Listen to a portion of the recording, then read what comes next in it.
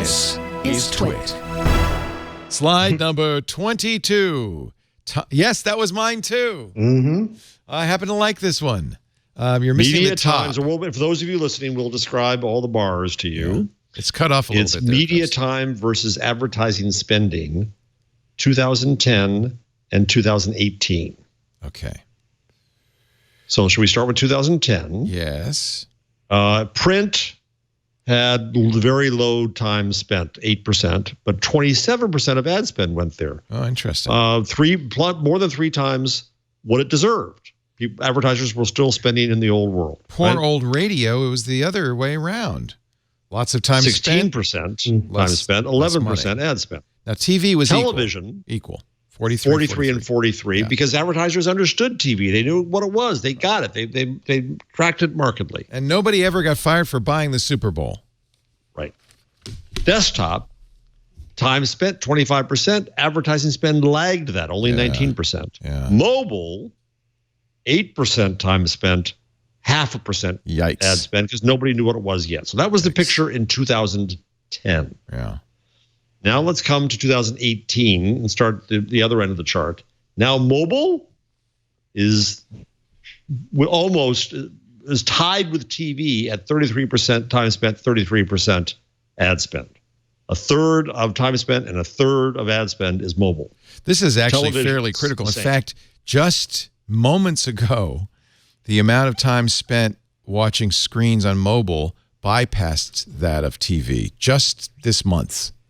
Yep. So you're really starting to see this big sea change. What's interesting is that advertising spending has gone along with that. They figured it out, right? Well, and desktop is also equal, 18 and 18. There's another part of this story to me, which is it's very efficient. When both numbers are the same, and the reason it's so efficient on these digital platforms, I think, is because they know they can measure it better than anything. Bingo. Right? Yep. So you know what you're getting. I don't know why TV's been so efficient, but maybe I think they're just used to it and they know it. But then if you go to the old media, right, print has gone from time spent has gone from 8% to a mere 3%. Yikes. Gutenberg is dead. Right, 3% print. Ad spend 7%. More. So if I read the Times on the web, that doesn't count. Does that not? It does not count.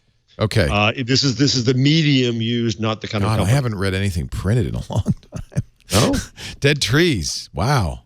What a concept. And radio is still undervalued a little bit. 12% of attention goes to it. 8% goes to the spend.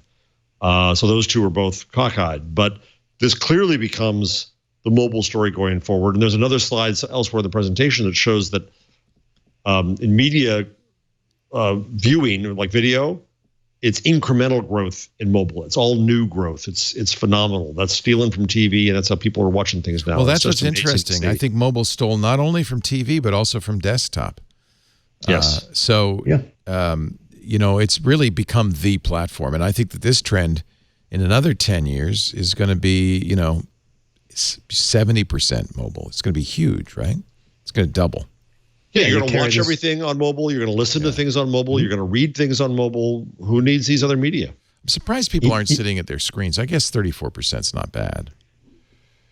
Yeah, you don't want to have to go and get your news or your whatever media it is. You want it in your pocket. Right. That's the whole point. The whole the whole thing here. And again, it's incremental. It's filling time when you couldn't have been consuming media before. Right. So Ronnie Malla at Recode picked out a few other interesting slides. There are now 3.8 billion internet users in the world. This is really critical. 51%. Now the majority of the world by 1%. And mostly, most of the new growth, of course, is in mobile. A lot of people with smartphones. Sales of smartphones, though, are declining because everybody's got one. Mm-hmm. But still huge growth to be had. This is another slide in Asia and Africa. Yeah. Mm-hmm. So as big, China is gigantic now, killer now, and will only get much bigger. This is more a victory lap than anything else, but 7 out of the 10 world's most valuable companies are tech companies. Microsoft, Amazon, Apple, Alphabet, Facebook, Tencent, those 7. And then, there's Berkshire Hathaway, Visa, and Johnson & Johnson, which is just barely made it. So that's not a surprise, though. But Microsoft, number 1 in terms of market cap, I think, and Amazon and then Apple. E-commerce is 15% of retail sales, which this is actually a little surprising. Growth has slowed. But growth in regular retail was only 2%. Growth has slowed. It's still growing. It's still growing. But you'd think with only 15% of all sales, it would still be at on a growth pace. But you still got to compete with the convenience of going to the corner store to buy toothpaste. Bread and milk is keeping the retail sales alive. And they've already eaten most of the retail sales, so right. you can see that their growth would slow because there's not that much more retail to swallow. Well, but it's only 15% of all sales. Though. Oh, that's true. So there's still a lot. There's still a lot to go. That's what I kind of was thinking. Internet ad spending has accelerated, up 22% last year. Most of the spending still on Google and Facebook. Dang it! But Amazon. But here's and the amazing Twitter thing on this, Leo. Yeah. On this slide. Yeah. Programmatic ad buying. Do I need to explain what that is to the audience? Yes. What is that? So programmatic ad. Those ads that you see when you looked at some boots on Amazon and the friggin' boots follow you around for the next 2 months everywhere you go? Yes. That's a combination of retargeting and programmatic advertising. Retargeting has a data point about you that is a cookie that knows, hey, she looked at boots. He looked at boots. Right. But programmatic then is an automated, AI-powered, instantaneous trading floor, competitive trading floor, bidding structure for ads. Point being, you open up an ad page. There's a blank ad there. The site says, hey, programmatic networks, I've got somebody who looked at boots. Who wants her? Who wants him? And then all the traders come along and say, well, I'll bid this much. I'll bid this much. I'll bid that much. Wow. And then one ad wins. Right. And then goes in there. And that happens in the time it takes you to open the page. Yeah. Google invented this, and this was really Google and AppNexus. AppNexus invented it too. Oh, okay.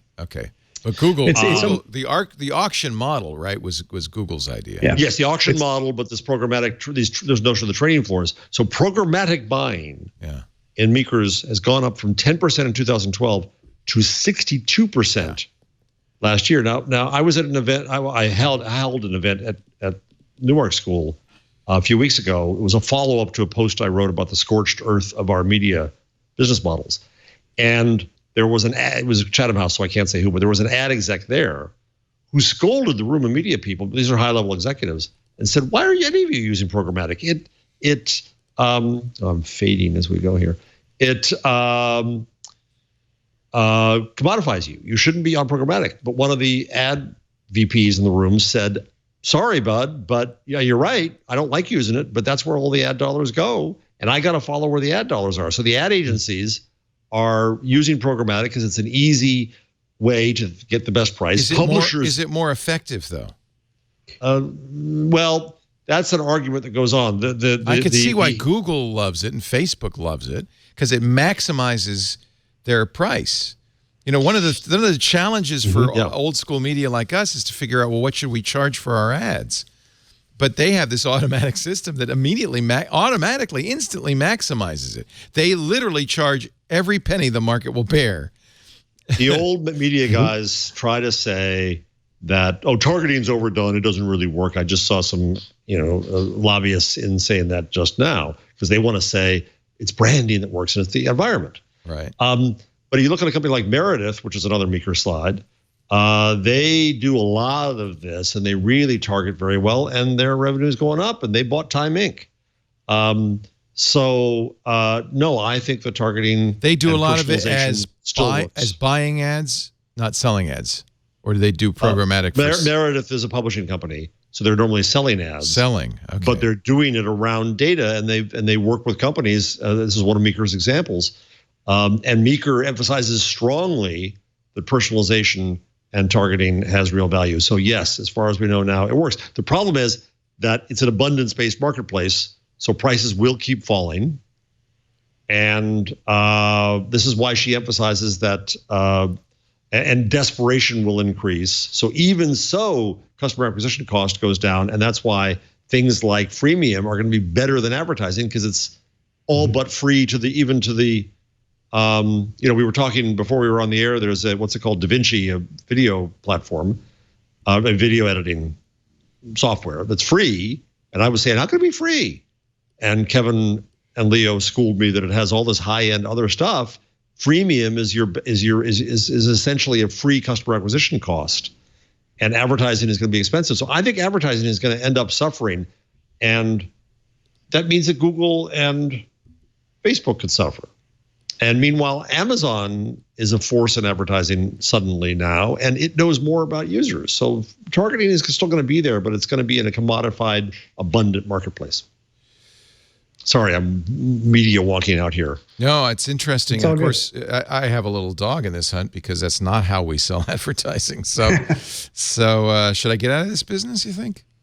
Well, in a sense, you kind of do, though. You have a freemium product. I mean, there's a slide on here about Zoom, for example, which she talks about free user conversion to paid subscribers. I mean, as Jeff said, there's no acquisition cost when you're doing it this way with Zoom, and they basically say we just make our product freaking awesome, and we get conversions as a result of it. That we focus on the product, and more and more people are doing that. I love that. Here's the strong platforms. Google, growth 1.4 times, Facebook 1.9 times, still smaller than Google, but they're growing faster. And you know who's really going fast? Amazon, Twitter, Snap, and Pinterest, 2.6x. And this is the programmatic buying as a percentage of digital display. In 7 years, it went from 10% to 62%. Which commodifies everything. Because it doesn't matter where that boot ad appears. What they care about is that person was interested in boots. The content is irrelevant, as long as you get the eyeballs. You got to get eyeballs. Well, the right eyeballs. Yeah, that's the point of targeting. It's a lead generator, right, Jeff? Yeah, product lead. Yeah, I mean that's what all advertising is in the end, right? And that's what this ad executive was saying about programmatic.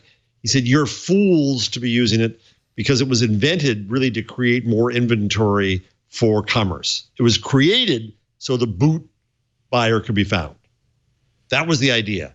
But then it was so easy for advertisers to go in, and they so loved the idea of getting all this inventory. And the publishers, the reason they went in is, and I heard them say this, and I asked them, they said, well, this is great for us. We get to expose our ad inventory to all these new advertisers. We're not going out and selling. We don't get RFPs for them. So, hey, it's new to us. Well, but the advertiser and the reader don't really give a damn where their ad appears or where they are. Yeah, but if you're a content creator, it helps you too, because whatever the audience you have, you can monetize, right? Because you may not have boot buyers, but surely if you have people listening, they're buying something. But in an abundant marketplace, more and more and more places come into these marketplaces, and that boot buyer could be anywhere, and somebody's going to undercut you. Right. But that's why you have to focus on your product, right? I mean, yes, I focus on my content. Leo, you focus on your content, and so on. If I make great content and keep people coming back, I don't care that there's an abundance, because hopefully they're coming to me, or and I get ad revenue. The I get ad revenue is the tough part. Yeah, well, as you get more efficient with programmatic buying, maybe you don't get ad revenue is the point. That's the problem. That's exactly the problem. Yeah.